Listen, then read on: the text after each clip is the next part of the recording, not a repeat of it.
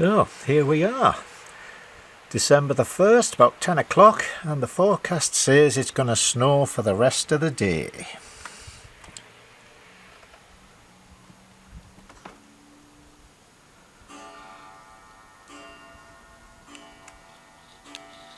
Hey up everybody, and welcome back.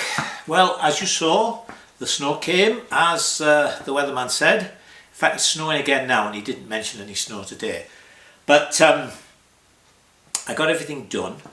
I don't know if anybody else has ever had to put snow chains on the big rear tyres on a tractor. It's a pain. Anyway, got all that done. Now, if you're wondering why Spot here is a bit bundled up on the radiator, as I'm sure those of you who know dogs have realised, Spot is actually a hunting breed. It's quite a rare breed. He's a Cleckheaton deerhound. Now, when we were walking down to the workshop, he got sent to one of the white-tailed deer that we have on the property here, and off he went. Well, of course the snow was a bit deep, and to be honest, if it hadn't have been for the black spots, I would never have found him. So he's having to thaw out a bit, aren't you, sunshine? Okay. Right, so today we're going to continue and hopefully finish off the engine. We'll do the clutch push rod, we'll put the electronic ignition on and stuff like that. And then we only have some minor bits and pieces to do. Well, I say minor, I have to make a silencer for it and a chain guard. But, you know, as far as other stuff goes, we're on the way. What else? Getting lots and lots of new subscribers. In fact, from my statistics, it said there's 10 a day for the last month. So, welcome to all of you. Seem to be picking up a lot of people on the older videos. So I hope you'll stick with us if they were your particular interest and you'll watch the other ones. All the sort of comments seem to be really nice, going backwards and forwards. I had a couple of people that watched the Victor Special work that I did, and don't know if they have that phrase here, but in the UK, and you maybe have to be older to remember it, there's a phrase, damned with faint praise. Well, one of the chaps, I think it is a chap, who watched the Victor Special video said that I was, what was the phrase he used? I meant well. He said, he means well, and there are some good tips. How about that? But it is better, I suppose, if somewhat condescending, than the chap on the same video who said, after watching me put the piston in the barrel, buy a piston ring compressor, you prick. So there you go. Anyway, to everybody else, welcome. I've even had a couple of emails, one from a chap that's from basically the part of Middlesbrough that I was born in, and certainly I lived there for a while. Anyway, I'll stop blathering on. Let's get stuck in and do some more on the bike. We'll start off finishing the transmission. We'll put the clutch push rod in, get it cut in two, put our ball in and all that. Before we start on that though, a couple of things. I had quite a lot of comments backwards and forwards about the transmission, particularly about the clutch. But what you've all got to remember is this is out of a Pashley. So, as I mentioned at one time, you know, don't get lost in what should be. Work with the engine you've got. Now, don't forget, as Glenn, this has reverse gear. So I know the 350 Enfield should have a 3-plate clutch, but who knows what Enfield put on specifically for Pashley for a 3-wheeler. The ratios are different, I know, because the teeth numbers are different. But they could well have decided, for instance, that the extra weight of a tricycle, with a box on the back, I guess, trundling around in city traffic, because I think that's what they used them for, needed a 4-plate clutch. Who knows? But it was definitely, with these two gearboxes, there are definitely 2 4-plate clutches. If I put 3 plates in, there's a gap like this between the last plate and the end of the clutch centre. And you look at any clutch and they're made to take the exact amount of plates. So I don't know what's going on, but it definitely came with a 4-plate clutch. All right, so what are we going to do? Well, as you know, as you may remember, one other thing from a suggestion from one of you, the 6 springs weren't exactly coil bound actually when I looked at them. You know, there was a gap in between every coil, so probably from completely compressed to where they start at rest, there was maybe enough for the plates to separate. But as I say, following a suggestion, what I did was I put a small washer underneath the pressure plate, not on the spring, on the spacing piece inside. So that's just pushed it out, not even a 1/16 of an inch, I don't think. But when you look at the springs now, there's a nice gap between each coil, so I think we should be all right, but I don't know for certain. But I wanted to get that done because if I needed to do that after I'd cut everything, of course the end plate is going to be further out. So there you go. So we're going to put our clutch push rod in. Oh, I've also put clutch cable on because we're going to need that. That goes there. So don't forget, we've got our short piece with the mushroom end. We've got 1 1/4 inch ball in. So now what we're going to do is see how that works. So we'll pop this back on.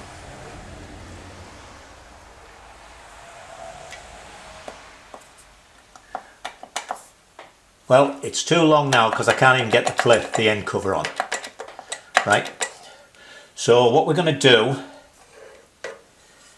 as I mentioned, I think, we're going to do this in stages. We know we've got 1 piece in, we've got a ball in. So what we're going to do now is we're going to cut this in 2. And I'll heat treat one end. You can see that the ends have been heat treated. I'm just going to heat it up to sort of cherry red and then quench it in water. Make sure the end, before I do that, I'll make sure the end is nice and square. Then we'll put that piece in. Then we'll put another ball in. And then we'll do our final measurement on the last piece, because the last piece will stick out, so we can get that in and out nice and easily and just keep trying. So for certain, I know this is going to need to be a 1/4 inch shorter. It's going to need to be a little bit more, obviously.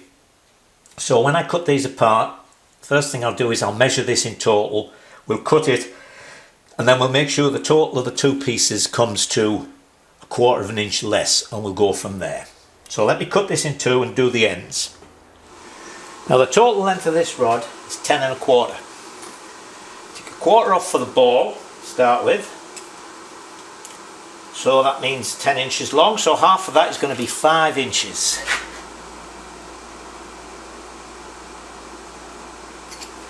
Okay. I don't know if you can see, I've got you a reasonable distance away because of the sparks. I'm going to use a cutting wheel. But the ends are just very slight, they've got the edge knocked off, a slight chamfer. So what I'm going to do is cut this, then I'm going to put it in the lathe. And what am I going to do? I'm going to cut this, put it in the lathe, and then I can square the end off completely and put that little chamfer on. There you are. So, put my safety glasses on.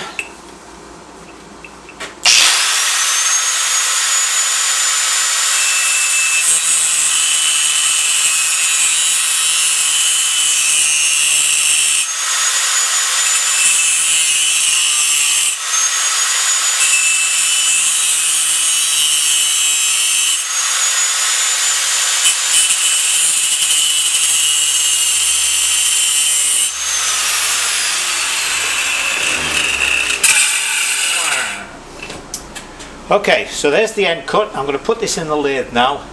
So I tidy the end up, square it off exactly, and then this piece is going to be 5 inches, which it is, spot on, because I cut on one side of the mark. So then we'll heat treat this end. This will go in, this piece is done with. We'll do all our other cutting and measuring on this final piece. So let me put this in the lathe and just sort the end out.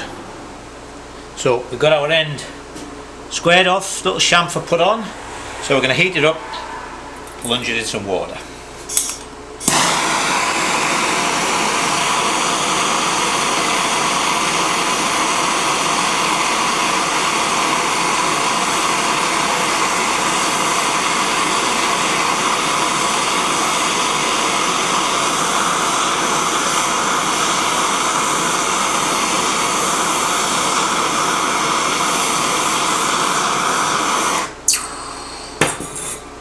at that. Melted my little container. Alright, so there's that done. Let that, well, it doesn't have to cool down obviously because it's been quenched. So we'll go back over to the engine and we'll put this in. I've got to cut the other rod because obviously that's over 5 inches. I'll cut it to 5 inches the same as this and then we'll see how close we are. Okie dokie, so there's our rod with the end hardened. We've got our short piece and a ball. So now we'll put in that piece.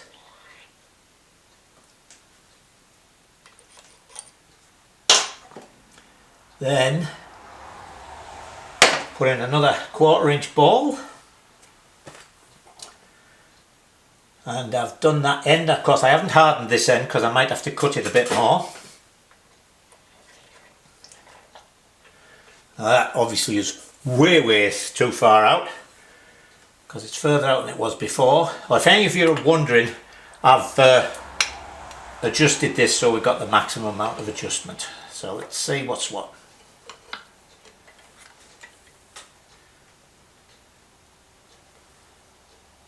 Now that's touching that.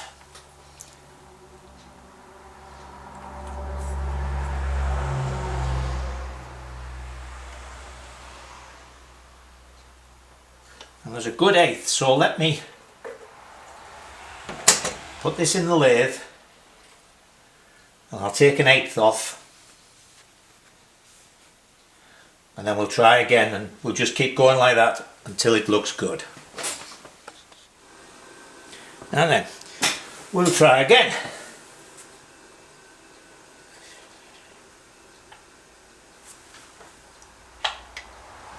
That's it. Where are we?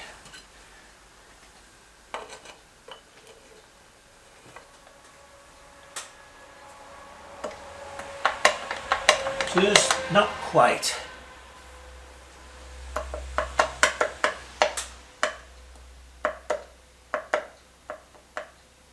Fraction, just a few thou. Let me go and take that off. I've taken 10 thou off.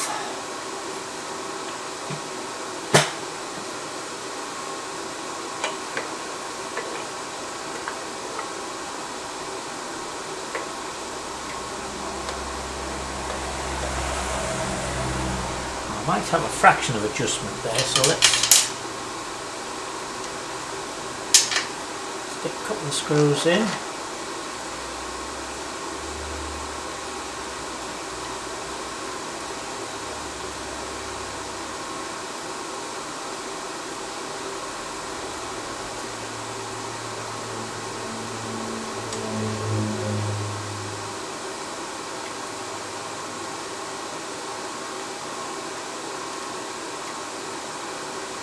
Excuse my hat.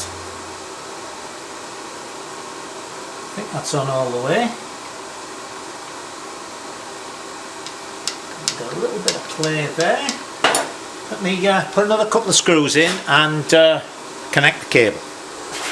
Right, I've adjusted the clutch cable for the recommended 32nd of an inch of free play. So let's pull the clutch in and we should see that plate moves out.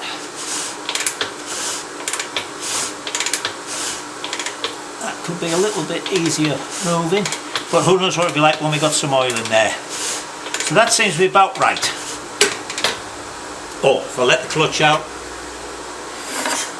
there we go, it doesn't slip. Okay. Now while we're around this side of the bike, I'll show you a couple of other little things. I suddenly remembered that I had one of those little blanking screws to go in there. Generally when I'm buying stuff like this, little things, I nearly always order 2. And then next time when you need one, you've got one. So I'll have to order another couple of them. So that's in. I also put the head steady in. Now, as you know from previous videos, I don't like to use the frame for the earthing.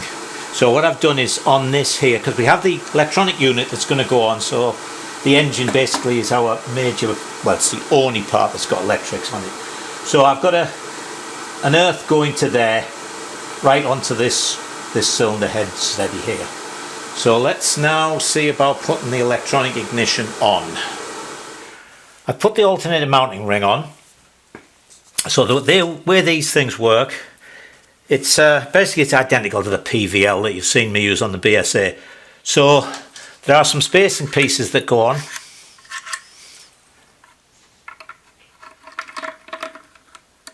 Then that goes on. The wires go out through there. Now then, what I've found is that this is the little distance piece that goes on. Now, although they have these down for Royal Enfield and I think AMC singles, they're really built for the BSA single.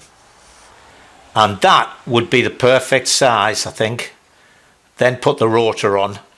But because of the way that this is dished here, if I just put that on, the rotor is going to be, where's the rotor? Right up against the chain, far too far in. So what I've done is I put this on like such.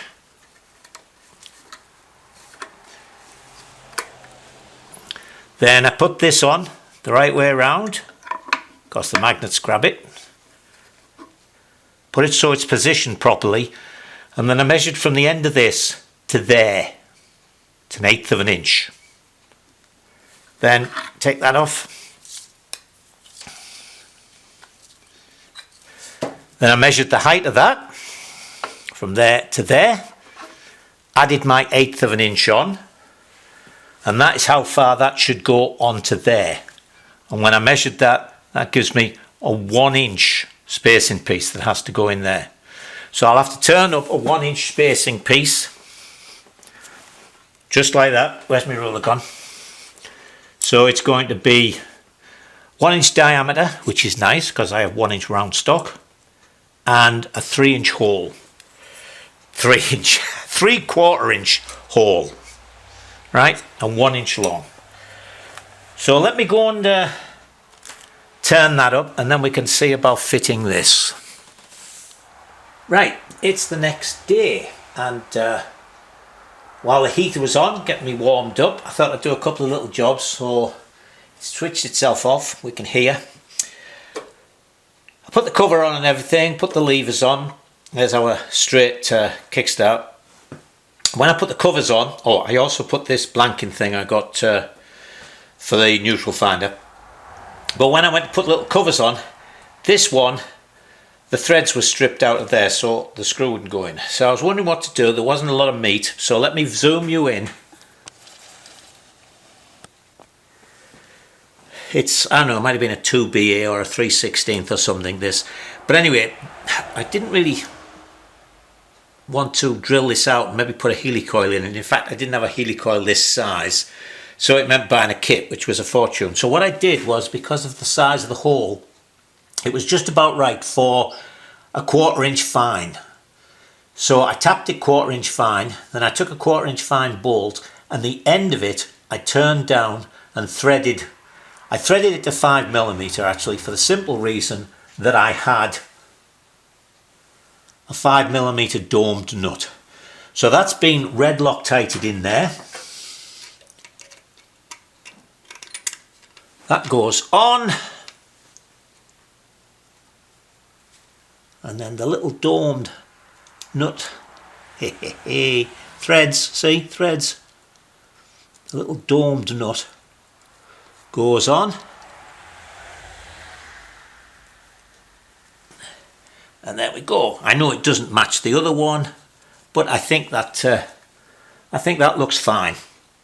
And it solved the problem without me having to wait and order things or spend a lot of money. So let's go around the other side. I mounted the coil, ready. We have plenty of HT lead, and I have, what have I done with it? I have, oh, there it is. I have cap to go on the plug, So that just needs fastening into there when I decide how I'm going to route that cable. Now another thing that I did was something that some people say we men never do. And that is I read the instructions for the electronic ignition. And this spacer doesn't go at the back. This spacer actually goes in there. So that's that sorted. I also made up that piece. Now that should work fine because this ring is for fitting the Lucas alternator on, and the ignition system is designed to replace that. The spacers are there because obviously you're bolting this thin plate on instead of the thick stator that goes on there. So I'm assuming that that was right, so all my measurements were right. And actually I went online this morning to Hitchcock's to look at the parts book to see what size this spacer is. And although it doesn't give any actual dimensions, there was a photograph of it sort of like that. So I knew this was 3/4 inch, and it looked to me as if it was very, close to being as deep as it was wide. So that's, an inch and a bit. That had to be an inch. So anyway, that goes on like that. And I made it out of steel. I was going to make it out of aluminium, but I thought I'd make it out of steel. So the next thing for me to do is to get this to top dead center, and then we'll actually fit the ignition. Righty-ho. Now then, got my instructions. Actually, I haven't fitted one of these before, although as I say, it's just like the PVL. So let's see what it says. Remove the original stator and rotor from left-hand cover. Done. Step 2, fitting the rotor. The rotor is tightly held on the crankshaft by the tapered collet system, which is that. You can see it's tapered. First, fit the collet on the crankshaft, pushing it to stop against the primary drive pinion, which we know it's not going to do. It's going to go on up to our spacer. Nice and tight on our spacer. Against the primary. Then locate the rotor, spacer and locking unit. I love the way they call it a locking unit. This actually is how I found out when it said fit the spacer about that thing. So that's going to go on, but just loose because we've got to move it. Then that. Then the locking unit. Why don't they just call it the nut? Again, we're not going to tighten any of this up because we've got to move that to set the timing. I've set the engine at top dead centre. Actually, I took the little cover off to make sure it was top dead centre with the valves open, the valves closed rather, and then it struck me I needn't have done that because these electronic ignitions work on a wasted spark. They just fire every time at top dead centre. If you don't know what wasted spark is, when it's a top dead centre next time, all you've got in there is burnt gases and the exhaust port is still open a little bit, pushing stuff out. So it doesn't do harm to do a spark. It doesn't do anything, in fact. So you can just let it spark. Now some of you might think, well, wait a minute, why do they mess around with two sets of points on 360-degree twins? And the answer to that is, I don't know. Because you could just fire that every revolution. One cylinder's going to be on compression with a fuel charge in it. The other cylinder's not doing anything. So anyway, and of course on some later bikes, I know I'm waffling on, but some later bikes you'll see that the ignition coil, they only have one coil with two outs because it doesn't matter. All right. Don't fully tighten the rotor yet. Wow. Step 3, place the 3 spacers provided on the studs. It actually says leaving in position the original spacers and chain tensioner. That's because, as I say, it's for a BSA and they have these spacers and the chain tensioner pivots on this bottom bolt. Well, actually, it pivots on that one and it has a locking bar on that one. Right. Fit the new stator as shown, figure 2. 2, where am I? With stainless steel retaining plate outermost. By which they mean that. So we're going to put it on like so.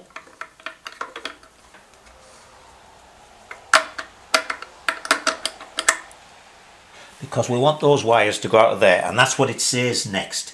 Feed cables through chain case. So let's do that. We'll feed that through there. There's that one. And then we'll pull that one through. There's only 3 wires, which is why I like these. You know, if you buy the other type that replace the points, then you've got to have some way of generating power, so you've got to leave the so you've got to leave the alternator on, or it's got to have a battery if it's a dead loss system. Okay, so that's them going out of there.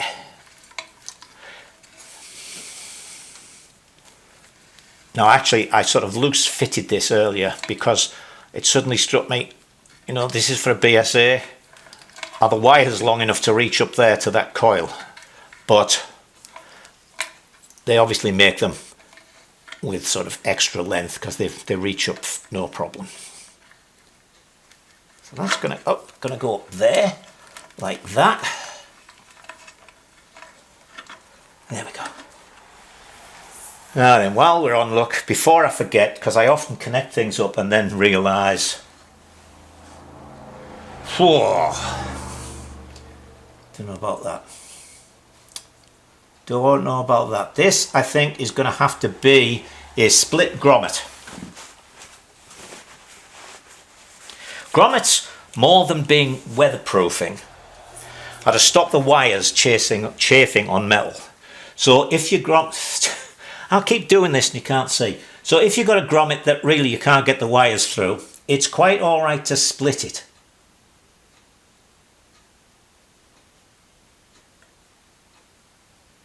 Like that. So now we've got it split. We can just put it round there.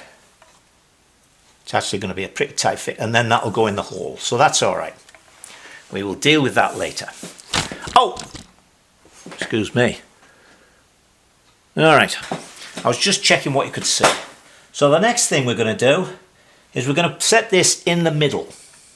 Because again, don't forget we're setting this up for a BSA. So this initial timing might not prove to be right. Now what I've found is we don't have thread all the way down. So I've just quickly made up 3 little spacing pieces, 1/4 inches long. 1/4 inch long, I should say. Like that.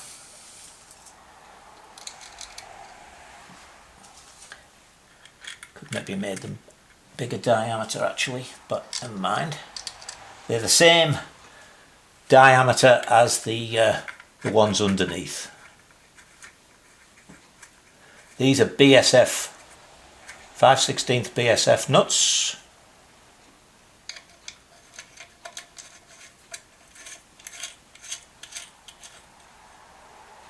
They go on there nicely.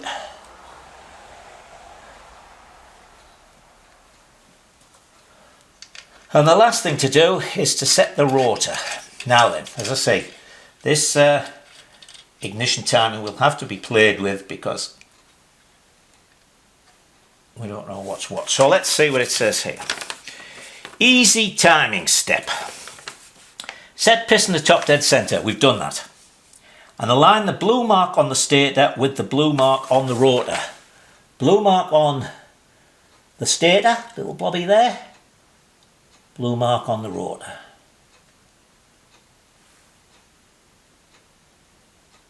So that's going to there. Boo, boo, boo. Blue mark. Do this by rotating the rotor on the crankshaft. When positioned, lock the rotor by tightening the nut. Okay. Now, there's one thing very nice on this that I noticed. and that is that it's got, you see, he's got this boss with flats on. The PVL one doesn't have that. Now, these rotors are not keyed, and the reason they're not keyed, I assume, is because the rotor itself is probably common to all the different units that they use, because they're all fitting on that 3/4 shaft that's standard for Lucas alternators. So if you had that fixed onto the shaft and this is fixed, it would mean you'd have to make all the rotors individually so you get the keyway in the right place, and obviously they don't want to do that, so they just make them up like this. Now this goes onto this collet, which is nice, it's going to tighten it up. The PVL just goes straight onto the shaft. The other thing about the PVL is, as I say, it doesn't have these flats, and I've found that when you tighten the nut up, it'll move. So I actually made up like a little spanner to fit into the extraction holes, the holes that the puller goes on, to hold it while I tighten that up. But they've thought of that and put them on, which is very nice. So I'm going to switch you off for a second because I've got to go and get a nice big spanner to fit that. So we needed a big spanner, but unfortunately the big spanner that fits, 32mm as it happens, means you can't get onto this. It's too thick. So I made a one which is thinner. And while I was gathering pieces together, that's the tool I made up for the PVLs. It went into the two holes there. Alright, now this only gets torqued up to 30 foot-pounds. As I say, they're talking about the BSA again. The BSA one would actually go to, I think it's 50. So that will go on there now, and we can torque this up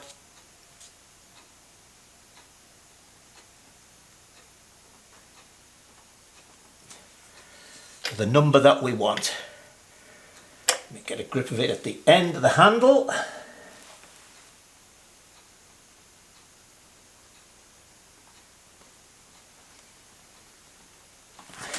Well, 30 foot-pounds is more than you might think it was.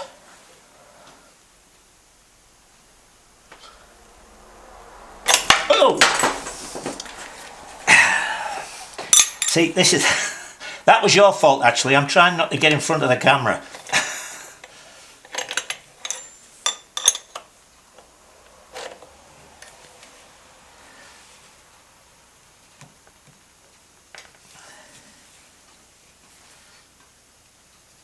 Now I'm catching on the blooming strap. Anyway, I'm going to torque this up to 30 foot-pounds when you're out of the way. And keep our blue marks lined up and our piston at top dead centre.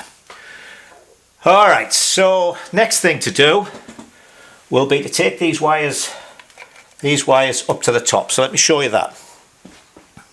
Right, now you think to yourself, electronic ignition, lots of wires. Which goes where, who, how?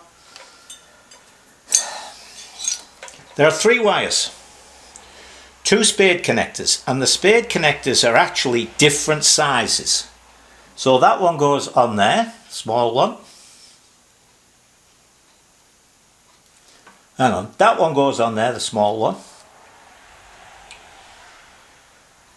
Oh dear, I'm having as much trouble as I do with threads now.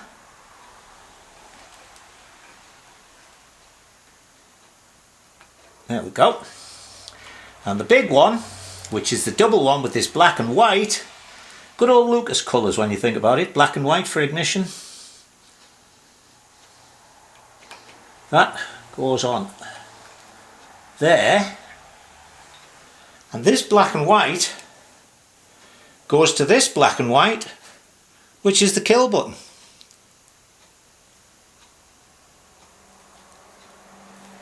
And there's your electronic ignition wired up. How much easier than that could it possibly be? Alright, so let me fasten all these wires and cables up out the way, cut this piece to length and put the plug cap on, and then we'll be able to see if we get a spark. So I've got all the wires and cables and everything fastened up. Took about, I don't know, 10 cable ties, because I would put them on and then I'd say I'd missed a wire, so I'd cut it off, put another one on, and then I'd say I'd missed another wire, and then I'd get all the wires on, and I'd realise they were crossed, and so anyway. And also, for those of you who worry about these things, I tightened up these 3 bolts. Everything is tight, don't worry. Alright, so I guess the only thing to do now is I've put oil in the gearbox and I've put oil in the engine, so I'm going to have to kick that over and kick it over to get it circulated. But let's lower the bike and see if we get a spark. And if we do, basically I'm going to call that it for the engine. Then I've got to do the exhaust and a couple of other little bits. Now I've turned the light out, so we're really dark, as you can see. Let's see what happens here. Actually, I can't even see the plug, so I'm going to have to look at the bit of video.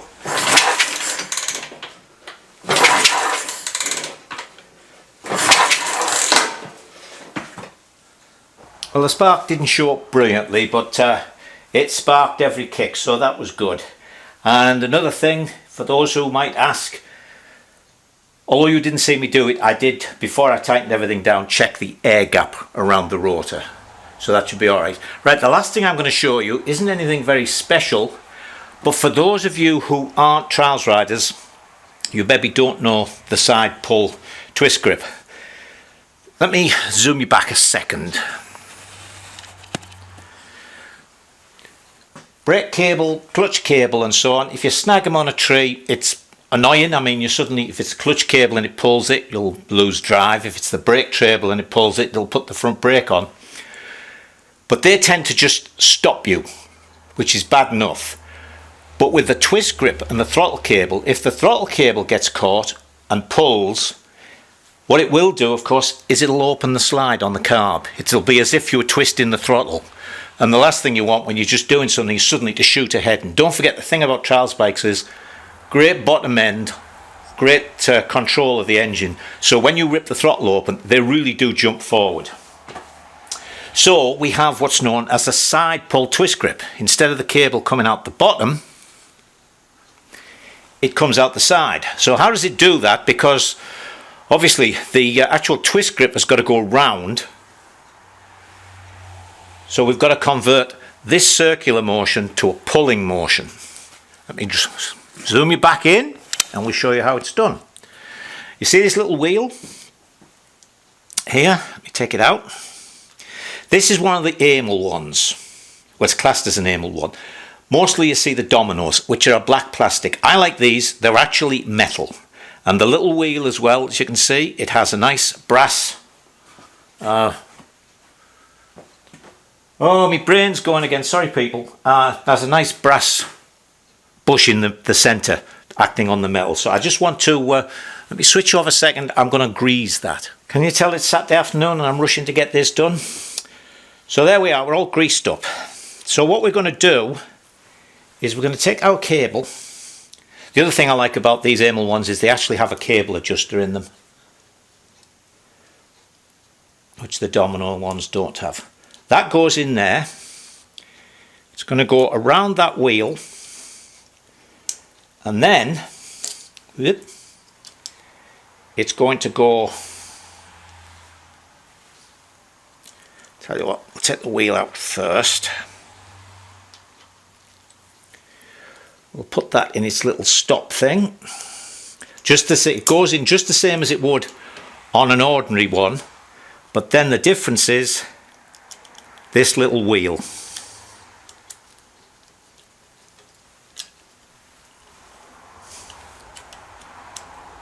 Just that. When you're doing the carb on a trials bike, when you twist the twist grip, you want the throttle slide to move. You don't want it hanging on the cable. It should be down on its throttle stop, but there should be no play. When you want to give it some action, it should go.